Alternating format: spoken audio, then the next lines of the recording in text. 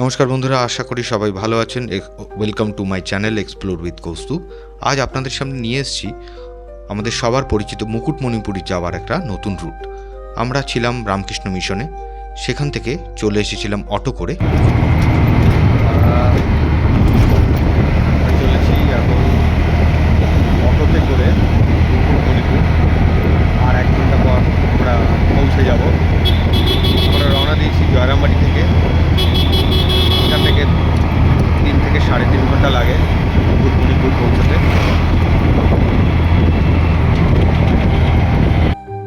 আজকে আমরা চলেছি জয়রামবাটি থেকে মুকুটমণিপুরের পথে চা খেতে দাঁড়িয়েছিলাম। পাশে দেখলাম একটা লোকাল বাজার, এই আপনাদের একটু দেখাই। একদম টাটকা সবজি।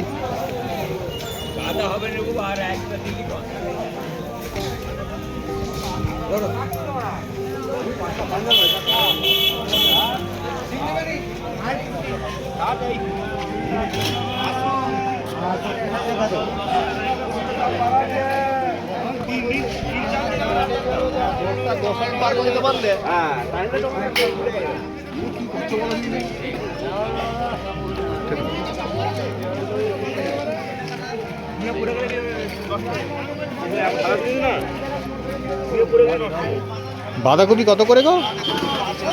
হ্যাঁ, 25 টাকা কিলো, অনেকই কম দাম।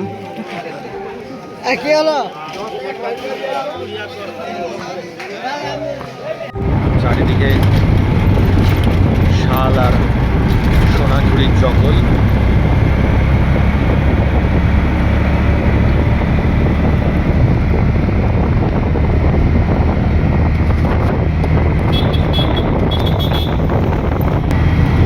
সামনে সুরজিৎ আমাদের অটো চালাচ্ছে।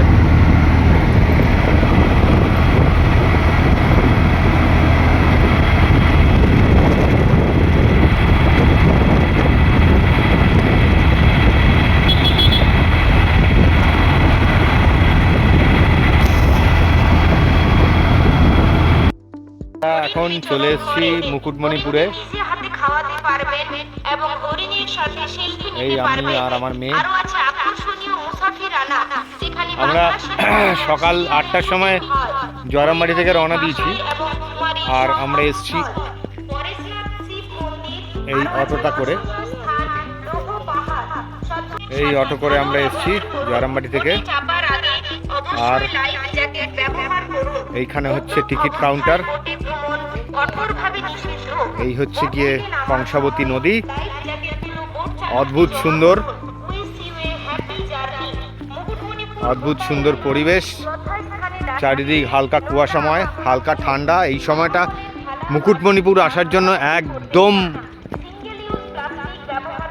অ্যাপ্ট সময়, খুবই সুন্দর সময় এই সময় মুকুটমণিপুর আসার। হালকা রোদ, হালকা ঠান্ডা। আমরা জয়রামবাটি থেকে এসেছি, আমাদের আসতে সময় লেগেছে অ্যাপ্রক্সিমেট 3 ঘন্টার মতো। কিভাবে আসবেন, কত অটো ভাড়া লাগতে পারে, গাড়ি করে আসলেই বা কত লাগবে, সব আপনাদের আস্তে আস্তে বলবো। সঙ্গে থাকবেন, দেখতে থাকুন।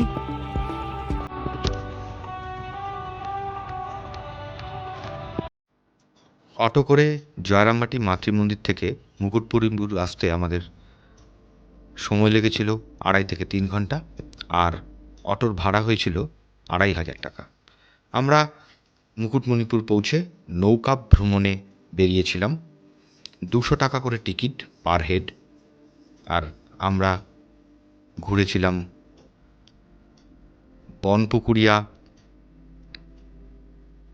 ডিয়ার পার্ক, সোনার বাংলা পার্ক, পরেশনাথ শিব মন্দির, মা কালীর মন্দির এবং অন্যান্য।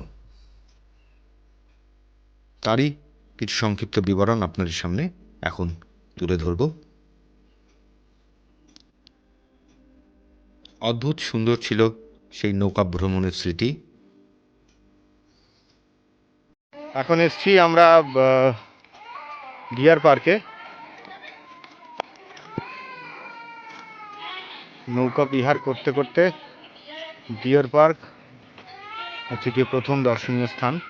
চারিদিকে সবুজে ঘেরা বনানী, খুব সুন্দর। এখানে আসতে গেলে আপনাদের আসতে হবে প্রথমে মুকুটমণিপুরের, এখান থেকে নৌকো ছাড়ে বোটবিহার, নৌকা বিহারের জায়গা, সেখান থেকে 200 টাকা জনপ্রতি টিকিট হিসাবে আপনাদের 4টে দর্শনীয় স্থান দেখানো হবে। তার মধ্যে এই ডিয়ার পার্ক আর সোনার বাংলা পার্ক হচ্ছে যে প্রথম। এছাড়াও কংসাবতী ও কুমারী 2 নদীর মিলনস্থল, পরেশনাথ শিব মন্দির এবং লৌহ পাহাড়, সবগুলো মিলিয়ে আপনাদের 200 টাকা পার ডে, পার হেডের টিকিট,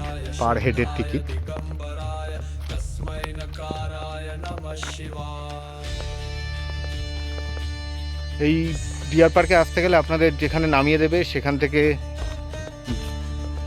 যাতায়াত মিলিয়ে 40 টাকা ভাড়া দিয়ে ভটভটি করে আসতে হবে।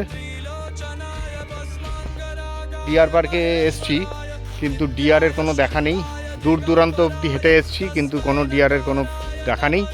তো রেকমেন্ডেড, ডিয়ার পার্কে আসার প্রয়োজন নেই, আপনারা নিজেদের মতো করে অন্যান্য জায়গায় ঘুরতে পারেন। বনপুকুরিয়া ডিয়ার পার্কের পর চলে এসেছিলাম সোনার বাংলা পার্কে। খুবই সুন্দর সাজানো গোছানো পার্ক। মুকুটমণিপুরে নৌকো বিহারে প্রথম দর্শনীয় স্থান ডিয়ার পার্কে আসা হওয়ার পর এখন এসেছি সোনার বাংলা পার্কে। 10 টাকা করে টিকিট নিয়ে এখানে আমাদের ঢুকতে হয়। বিভিন্ন ফুলের গাছ সুন্দর করে সাজানো, যথারীতি। সরকারি পার্কটা ভালো ছিল না, কিন্তু এটা অন্ততপক্ষে সুন্দর করে সাজানো। পার্কটি প্রাইভেট প্রপার্টি, তাই খুব সুন্দরভাবে সাজিয়ে গুছিয়ে রাখা এবং খুব সুন্দরভাবে মেনটেন্ড। এই পার্কে প্রবেশ মূল্য ছিল 10 টাকা জনপ্রতি।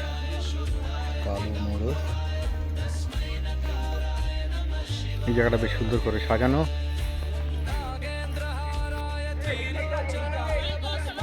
এখানে পিটুনিয়া গাছের চারা লাগানো হয়েছে। এই হচ্ছে রাজহাঁস।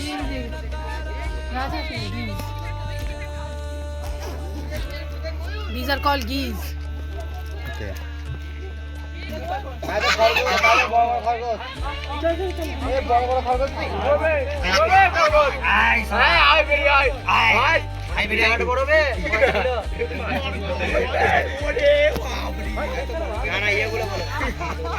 চলো না, এদিকে ময়ূর আছে না, এটা একটা রাখি। আমার টাকা যা তো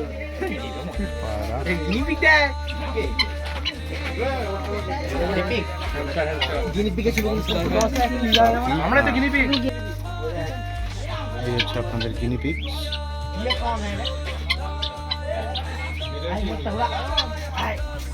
এটা একটা অজানা পাখি। ওই তো ওখানে আরেকটা আছে ব্ল্যাক কালারের, মুরগি টাইপ কিছু একটা। ওদের ঠোঁটগুলো এরকম কেন? ঠোঁট না, ওদের ওই দেখো খোঁচা আছে, ওই খোঁচা দিয়ে ঝোলানো আছে।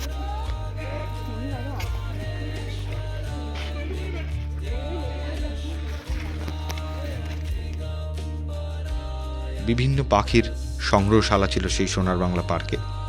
এরপর আমাদের পরবর্তী গন্তব্য হলো পরেশনাথ শিব মন্দির এবং মা কালীর মন্দির।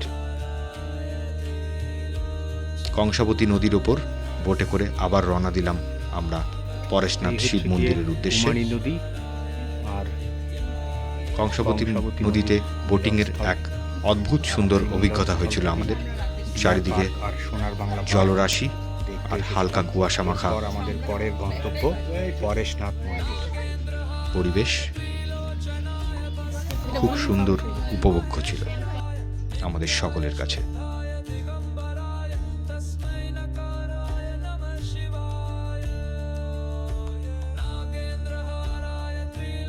পৌঁছে গেলাম পরেশনাথ শিব মন্দিরে।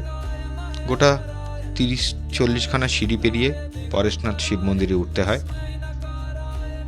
শিব মন্দিরের ওপরের থেকে, শিব মন্দিরের জায়গা থেকে ওঠার পর চারিদিকের দৃশ্য অদ্ভুত সুন্দর। শিব মন্দিরটিকে সুন্দরভাবে সাজিয়ে রাখা হয়েছে। একজন পুরোহিত ছিল, আমরা তার মাধ্যমে শিব ঠাকুরের পুজো দিলাম। পরেশনাথ শিব মন্দির আমাদের পরবর্তী দর্শনীয় স্থান।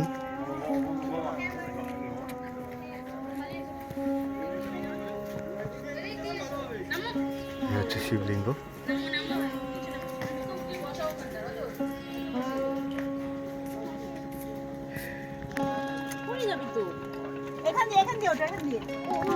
খুব সুন্দর ভিউ এখান থেকে। পরেশনাথ শিব মন্দিরে যেদিক দিয়ে উঠলাম তার অপোজিট দিয়ে যখন নামছি তখন সেখানে কালী মন্দির দেখতে পেলাম। শিব মন্দিরের ওখানে একটি টিলার মতো ছিল, সেখানে অতি কষ্টে উঠলাম। সঙ্গে একটি বাচ্চা ছিল, তাকে উঠতে সাহায্য করলাম। আমার মেয়েকেও ওঠালাম ওখানে।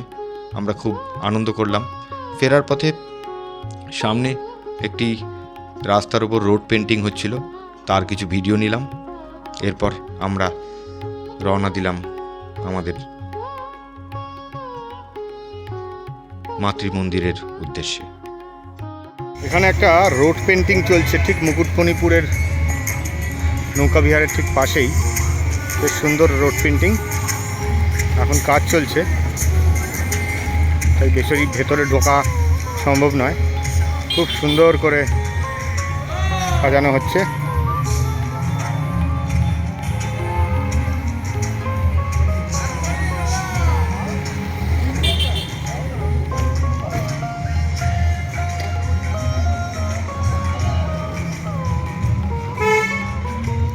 মুকুটমণিপুরে এসে যদি আপনারা থাকতে চান, তার জন্য কিছু হোটেলের ডিটেলস আপনাদের সামনে তুলে ধরলাম।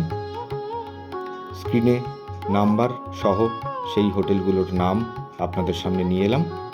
আপনারা হোটেলগুলোর সাথে সরাসরি যোগাযোগ করে সেখানে আপনাদের রাত্রিবাসের অভিজ্ঞতা সঞ্চয় করতে পারেন। যদিও আমি কখনো মুকুটমণিপুরে থাকিনি, এবং আমার মতে জয়রামবাটি থেকে অটো করে মুকুটমণিপুরে এসে আবার গন্তব্যে ফিরে যাওয়াটাই সবচেয়ে ভালো থাকবেন। ভালো লাগলে চ্যানেলটি সাবস্ক্রাইব করবেন, সঙ্গে থাকবেন আরও ভিডিও দেখার জন্য। ধন্যবাদ।